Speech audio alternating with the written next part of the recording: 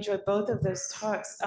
Avi, I was wondering, did you do anything special to the DNA that you loaded in the liposome? Or is it just that any DNA, a little bit of it can get into the nucleus and can be transcribed? Yeah, so that's a great question, because it again helps me thank Shai. We actually took the DNA from Shai's group, or we took the code from them. DNA that they saw that they can actually encode inside neurons is the one that we loaded into our lipid nanoparticles. Having that said, I think when we come to encode for DNA, there are more and more studies about that. It's different than mRNA inside of cells. And we also need to ask ourselves what immune response at the cellular level will we maybe see, maybe STING activation people are discussing, which we see less of when we deliver mRNA. So there's advantages to both. The ASOs that were shown yesterday, and I mean, there are several clinical trials that are very promising with ASOs. There it's a DNA molecule, but as you said, it's modified DNA, and it shows to be active. So I think, again, I call here on the community, and Shai helps us a lot on that, is how do we design the best, but we see with what we have that we're able to encode. I hope that answers it. Did you have the internal repeats so that it makes an episome, or is it something that is integrated? Do you know what I'm saying? The DNA, will it be integrated into the genome? Exactly, yeah. Yeah, no, we did not. I think it's a question. Would we want to begin with something that integrates? Because I think there's always a concern that if it integrates, one, where would it integrate inside our genome? And two is if you want to stop it. I would say that I would feel safer in the beginning.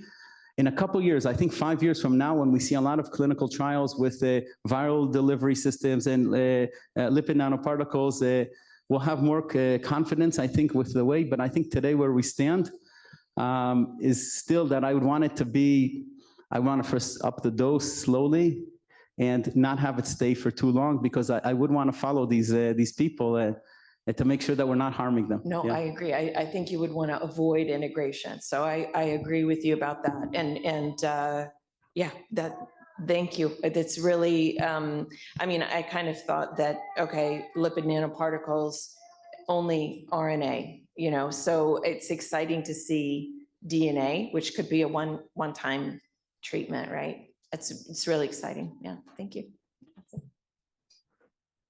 Avi, on the decorating or targeting, you use transferrin, which has, you say it's expressed. Was it in your in vitro BBB where you started bringing in the barbed wire? Was that a pathogenic BBB? Did it overexpress transferrin already?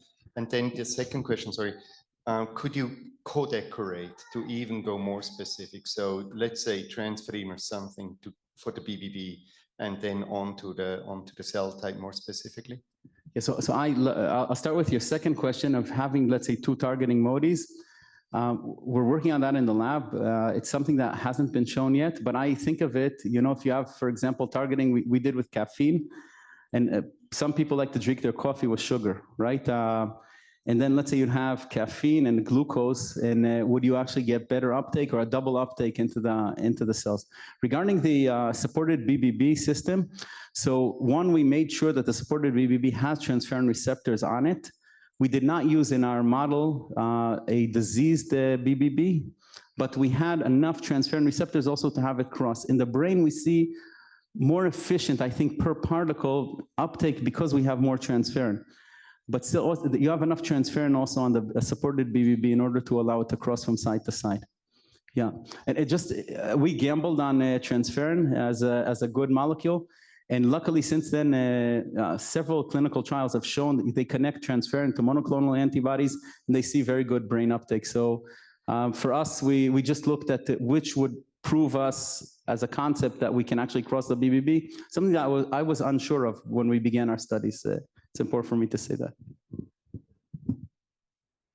And I have a question for Shai on the scalability of AAV. What titers, what dose did you use? You go tail and you get systemic expression in the brain. That must be quite a load, no? Particle-wise. So in terms of scalability, this is one of the advantages of AAV as opposed to retroviruses and lentiviruses. You can go very high. We typically do in the lab, we can do, depends on the method, about 10 to the 13. And this is actually what is, but that you always want more and then you titrate it down. Actually, that's the Duchenne dystrophy. This is what they use, by the way. But now commercial companies actually go all the way up to 10 to the 17. But these numbers don't mean much, but what they do mean is that you can use very small volumes and you can dilute it. So what's important is not really the titer, it's the number of molecules, because a lot of them will be taken up by, anywhere. And we're talking about 30 to 40% partition. So we have 30 to or 0.3 or 0.4 crossing the BBB. So you want a high titer because you depend what you're using, but you want to do one-shot treatment, because once we apply these proteinaceous capsids, we kind of trigger the immune system. And so if we didn't get enough, and then the second round is going to be very, very difficult because the body's already immune for it. And so if we would want to do, so we thought about it, and luckily we are actually using 3 different serotypes. So you can technically, you can inject the mouse. You can inject the mouse with one type, and then you look what's happening, and you can give it a different serotype. So it's the same green 2B, but just packaged. So it's a sheep and wolf skin, right? Or wolf and sheep skin, sorry. And so this is what we do. And you want high titers, but this is very, very, there's a silver lining to it. Too much is bad. Immune response is very bad, and maybe even liver toxicity, but yeah, I think too low is bad. But even that was done, there was a recent Nature paper on AAV for HIV delivery of antibodies. And what they did, they actually induced tolerance by a bucket full of AAV up front. So empty stuff. Yeah. So to induce immune tolerance, and then you would not have the problem. So you're almost getting there with that. So that load of 10 to the 17. Yeah. So I mean, HIV, I would, humbly say it's a little bit different, right? We're targeting different organs, and the BBB is a major problem. And so we were kind of harnessing what nature does best instead of trying to reinvent the wheel. But what can be done, and what is actually being done today, you can get someone can get immunosuppression during the treatment. So for the first couple of days when you inject the treatment with the AAV with immunosuppression, so you give this a little bit of window of time for the immune system to be a little bit, so it won't attack, so you get more particles that are available to just go through the bloodstream, actually cross the BBB. And this is actually the most efficient way today, as far as I know, in the commercially, I would say. You can also change the microbiota and make your BBB leaky, and then you get all the stuff in. You may have off-target effects. That's true. Yeah. I guess, well, a couple of questions, maybe one for both of you. Can you use the liposome to shield the AAV from the immune system to effectively not have to worry about an immune reaction? Is that possible? Yeah, I assume so. Actually, it's very cool. Then you want it maybe to release it close to the blood-brain barrier where it would be taken up. It's immune, super cool idea. Immune privileged, yeah. And I don't know if it, assuming it will fit, will the virus fit in a liver? Yeah. Size-wise, it's worth it. I have to be negative. I would argue against it, to be honest. So first of all, because what you're doing is that, so this is what you're suggesting is a lentivirus. A lentivirus is an envelope or lipidic envelope with a viral delivery, but again, unstable. So we're going towards something, and I guess I think Avi said it very quickly. Moving from liposomes to LNPs, it's because of the shelf life. Because when you have something lipidic, it's very, the delta T is very short. I don't know the numbers, but so if you take an AAV and you do this additional modification, and by the way, synthetic lipids are immunogenic, again, to different extents, different degrees, whatever, but you're adding another layer of complexity. And it's not going to be very viable, and it's going to be a very short shelf life, in my opinion, but it's an opinion. My other question, if I may, just in general, in terms of dosage, in terms of the liposomes and so on, because you can have such a big payload, you can potentially choose the endogenous promoter, I guess, rather than have a big overexpression, which might be good. But how do you stop a neuron taking up 10 copies of the DNA, for example, in which case you would expect potential toxic overexpression? And also, I would say that we're talking about specific targeting. Pretty much every neuron in the brain contains NMDA receptors. So you kind of want a big dose to hit everything, but then how do you make everything only get one copy, I guess is my So just about the stability, it's totally really about the lipid composition. Some are very, very stable for many years, and some are less. So it really depends on how you actually engineer the system. And sometimes you want them more or less stable depending on the use. Regarding the dose, so one way, and maybe it's a simplistic way of thinking about it, is of course, one, we'd probably have to find a dose like every medicine, how much we give. But because we're encoding for a segment of the receptor, even if the way I understand it, and maybe it's wrong, is that also if we overexpress that segment, still we have the other 3 segments that it depends on. So the cell itself is regulating the amount of receptors we have, and we add that specific. So I think a balance between the two, and it goes back to Amy's question, I think at the end of the day, is how do we actually dose effectively for patients, and how do we real time look at what's happening to those patients? And I would say, maybe it's EEG of the brain, and actually upping the dose and seeing for that specific patient, where are we in the safe range? And Stephen from GRIN 2B, he constantly also asks me, do we have a shut-off system, to stop these, because in gene therapy, one thing sometimes you want to do is actually shut it off. And until today, no one has shown a shut-off system yet. I hope we have those. But I would say we need to mitigate and actually look at the patients very carefully as we give. Surely in the first phases, yeah. Later on, we'll probably know, yeah. I'll just add a comment. Actually, that was one of our primary motivation to actually use the AAVs, because they only enter. You can use a very high titer, but you will only get about, I would say, as a number, 10 copies per cell. There is something very special about neurons and AAV infections, although they have many receptors, the AAV receptors that internalizes them, but they have this mechanisms where about 10, maybe 100, but that's very extreme, only 10 copies per cell. And so we can really bombard them even in a culture where they're all exposed, and we don't see any, robust excitotoxicity. So I didn't mention it, but this is exactly one of the reasons why we were motivated by this is what nature did. It works. We're not going to touch it. Thank you for 2 amazing closing talks. So I have a question. I'm fascinated by this motor phenotype. Can you? Sorry? I was fascinated by the motor phenotype that the mice are so. I mean, is behavior? Did you look at, like, is it muscle? Is it peripheral? Like, what can you do in the mice? Like, in humans, patients, we would locate. Like, can you tell a little bit more?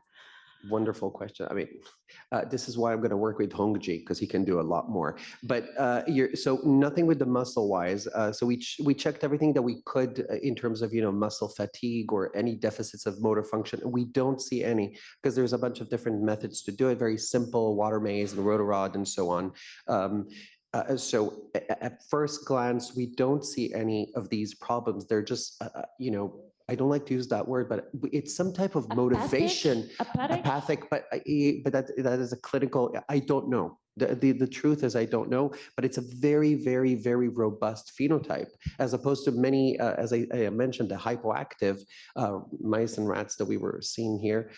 These ones are just almost lethargic. They're just, but if you get close to them, and we thought this was a phenotype, they're actually a little bit skittish. And I think this is, again, I'm using David's expression from last year. They have this tendency to be a little bit more anxious, but if you get close to them, they start to kind of jump and run. So they're able to do everything. But if you don't, they're just hypoactive. And that's why I use a very general umbrella term, because I don't know which type of state they are in that causes this, but it's definitely not motor deficits, definitely not. I also had a question. Well, first of all, thank you for really great work and progress. Thank you for staying so late. No, it's worth it. I'm curious that you mentioned that overexpressing GRIN2B didn't have really a downside. You have any hypothesis on why that could be? Because that, yes, could be scary if there's still a downside. And Yeah, could no, we test that?